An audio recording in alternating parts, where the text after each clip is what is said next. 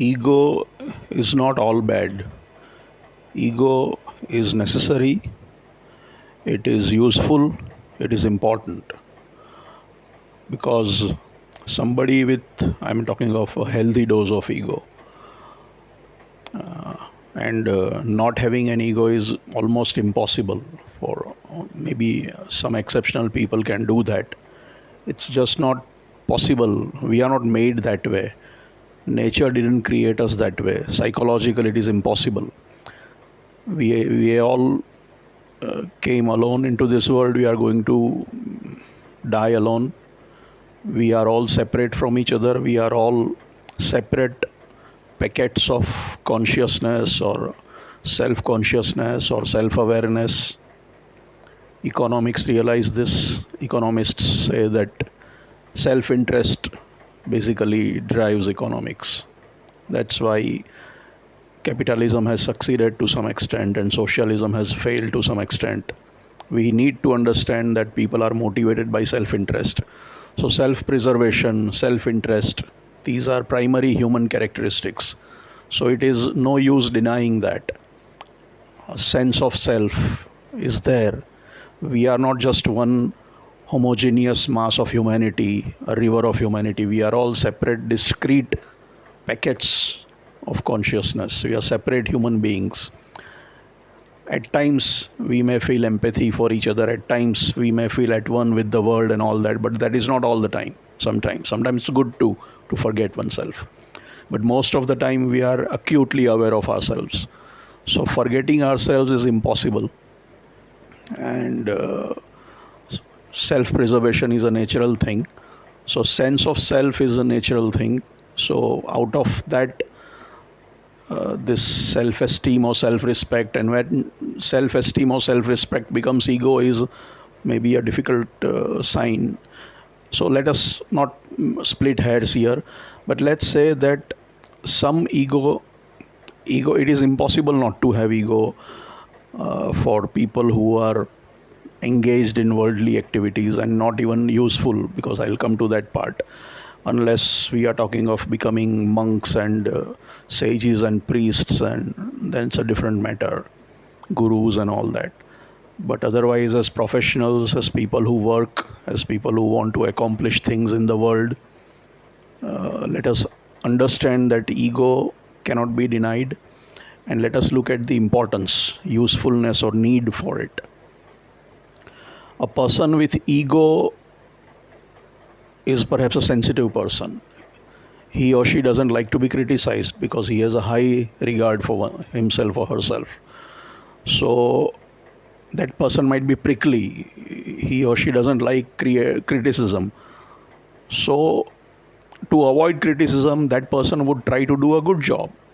You don't like being called a bad performer because you think you are a good guy. You can't be a bad guy. How can you be a bad guy? You hold yourself in high regard. So when your boss tells you that you are a lousy performer, you don't like that. You want to prove him wrong. You take it to your heart. So you do a better job next time. You want to prove to himself and to yourself that you deserve more respect. So your desire to be regarded highly by yourself and by others, your need for self-esteem, makes you prepared to put in good efforts, to be a good performer, to do a good job. It's about professional pride. You take pride in your work. You enjoy your work.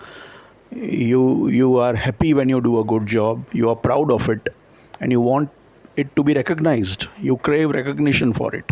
And when it is criticized, you are hurt. It makes you angry. It makes you disappointed. And you want to prove everybody wrong. You want to do a better job. You don't want anybody to criticize you. So you are more focused on quality. You are focused on doing a better and better job, and that improves your quality. It improves you don't like criticism, so you don't want people you don't want to give a chance to people to criticize you. So you want to improve your performance. You are careful about it. You are sensitive about it. You don't like being told that you did a bad job because you don't want to hear that. You don't like criticism. So that sensitivity, there can be a sense of shame when you do a bad thing, because how can I I'm such a good guy, I'm such a terrific guy. How can I do a lousy thing? So you feel shame for when you do a lousy thing because you have ego. And you try not to repeat that. You try to do a good job because you are sensitive. You care about your work and how it appears to you and to other people. So this is useful, this is professional pride. People with high self esteem are more likely to spring back from defeat and embarrassment and humiliation and insult. They are more resilient because they want to show it to others. They want to get even with the world. They want to show others that they are capable. They are not losers. They can win. So they don't stay down, they spring back. And that is a useful quality, isn't it? When we are defeated, when we lose something, when we are embarrassed, when we are humiliated, you know, either you accept it and stay low and stay down, or you sort of clench your teeth and get back up and try again and try to become successful, so that the world says you are successful and you want the world to recognize you for your qualities because you have a high opinion of yourself. And having that high opinion of yourself means that you have to prove to yourself that you deserve that and you want to show it to the world. So people with high self-esteem are likely to spring back, and people with low self-esteem, once they suffer a setback, are likely to stay down. So what is more important? Resilience is important. Springing back from failure is important. Coming back after a setback is important, and that is where ego helps you, right? So these sorts of things, taking pride in your work, being careful to do a good job because you don't like to be criticized, you want to be recognized, you know a sense of self-worth. If you think you are something, if you think you are important, that will give you ambition. You think you can do something, you can make a difference, that will give you ambition, and you will try to do something. You will try to change the world a little bit because you think you can do it. Maybe you are a person with internal locus of control. A person with internal locus of control believes that he can change life or change things around him. It is not that he is a puppet in the hands of life and nature. He or she has some control over his or her life. He can shape his or her destiny. So a person with high ego is probably likely to have internal locus of control. So he or she believes that what he or she does can impact things, and that gives him or her importance, him or her a sense of importance, him or her ambition to do things. That sense of self-worth, that I am somebody, I am something, I am important, so I can make a difference. And that motivates you. It gives you the ambition to do big things, important things. And those things can work out and make a big difference to you, to people around you, and maybe to the world to some extent. Whereas people with low self-esteem, very little ego or self-respect, won't have a sense of self-worth, would think they are worthless, they are useless, they won't try anything, they don't think they matter. Maybe life wouldn't seem worth living, or nothing would seem worthwhile. Doing nothing would seem worthwhile, so they wouldn't even really try to doing anything or making any difference, because they don't think they can do it, or it doesn't really matter. They just can't control it. So what is more useful to the world, to the society? Somebody with ego, because that person will do something, wants to do something so that he or she can prove it to himself or herself that he or she is important, to justify that or reinforce that ego and to show the world. So that person is likely to do something, likely to be ambitious, likely to be motivated, likely to be careful about his or her performance, likely to learn from criticism, because he or she doesn't like criticism, likely to be more resilient, likely to spring back from difficulties and failures. So ego is a useful thing to have, isn't it? So why do we decry that? Why do we badmouth it? It is stupid. It is unnatural. And I'm not saying vanity or an inflated sense of ego. It's like knowing what you are capable of and also knowing what you are not capable of. Socrates, supposed to be one of the wisest men in the world, said that my knowledge lies in knowing how ignorant I am. So I should know the limits of my knowledge. I should know that I know this much and I don't know this much. So when I am talking of ego, I have a sense of self worth because I know my good qualities, I know my strengths, and realistically, I should also know my weaknesses. So that true sense of ego, true sense of self worth would mean that I take pride in the things that I am good at, and I am also at the same time sensitive about things that I am not capable of, or not good at, or are my weaknesses. So, false ego or inflated sense of ego is not something that we are talking about. We are talking of a healthy sense of ego, natural sense of ego, which we must have, which would make us strive better at our jobs, try to be more successful, work harder, perform better, improve our quality so that we receive praise. We also are happy about our own performance. A person with a high ego wouldn't be happy unless he or she does a good job. Forget about the others. First of all, he or she himself has a high opinion of what he or she is capable of. So when you do something bad, you are unhappy. First you are unhappy.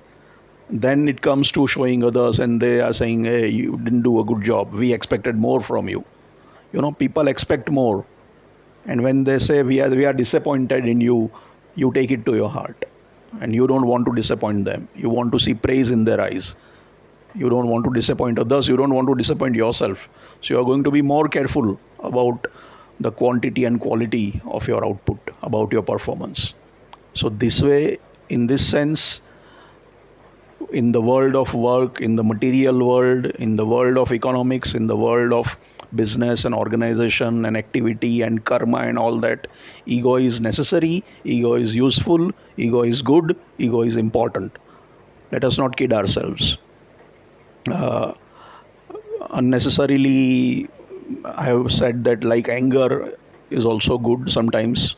Some anger is necessary, dissatisfaction is necessary, so that you progress happens only when you are dissatisfied. If you are satisfied, no progress will happen, no ambition will be there to change anything. Anger makes you want to change things and fix things and gives you the energy. Similarly is the case with ego. All these are supposed to be negative things by the more religious or spiritual types of people, and gurus and monks and sages and priests.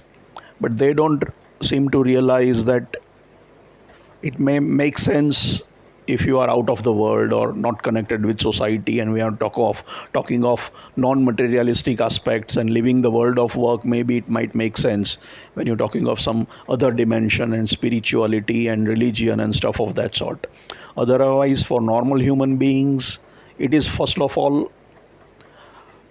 inevitable, inescapable, indispensable, impossible rather, because nature made us that way. I can't feel your pain fully. You can't feel my pain. I'm aware of myself acutely. I can't be aware of your own consciousness. I'm only aware of my consciousness and my awareness and my self awareness. So I do sense that I'm different and distinct and discrete and separate from the world. And that sense of self creates sense of ego. I think even Freud would agree, the psychologist who talked about ego and superego. So unhealthy ego, inflated ego, is the extreme part of it, where you have zero humility. You don't understand. You think you are all powerful, and you don't understand your limitations or your weaknesses, and you are wrong about it. It's all out of whack with reality. Megalomania and that sort of a thing is wrong. But a sense of self-worth, self-respect, self-esteem, a healthy sense of that is good. It is useful. It promotes performance, promotes resilience, promotes ambition.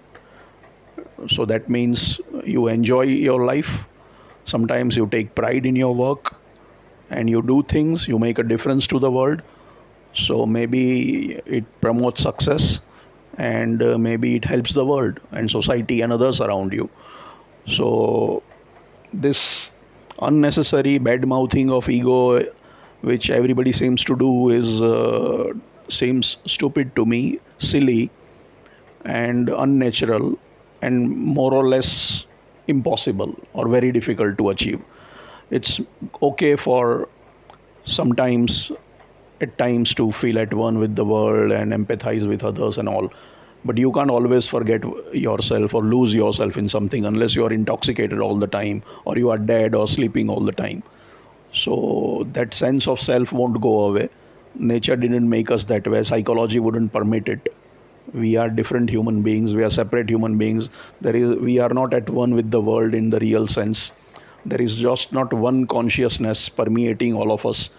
Sometimes it is, sometimes it's not, sometimes we sense it, sometimes we don't. It's not a river of consciousness. We are discrete packets of consciousness, self consciousness and self awareness. So let us understand that, let us realize that. Let us not try to fight it, let us try to put it to good use and good advantage. Okay, if you are shunning this world and materialistic world and the world of work and karma, and want to become a monk or a priest or a sage or something like that, then maybe it makes sense when you talk of spiritual stuff and religious stuff, and then maybe ego is a vice and it's a bad thing. But otherwise, ego has a very useful role to play. So let's put it in its proper place. Let's not unnecessarily bring it down. Ego has its role to play, and we must realize it. Thank you.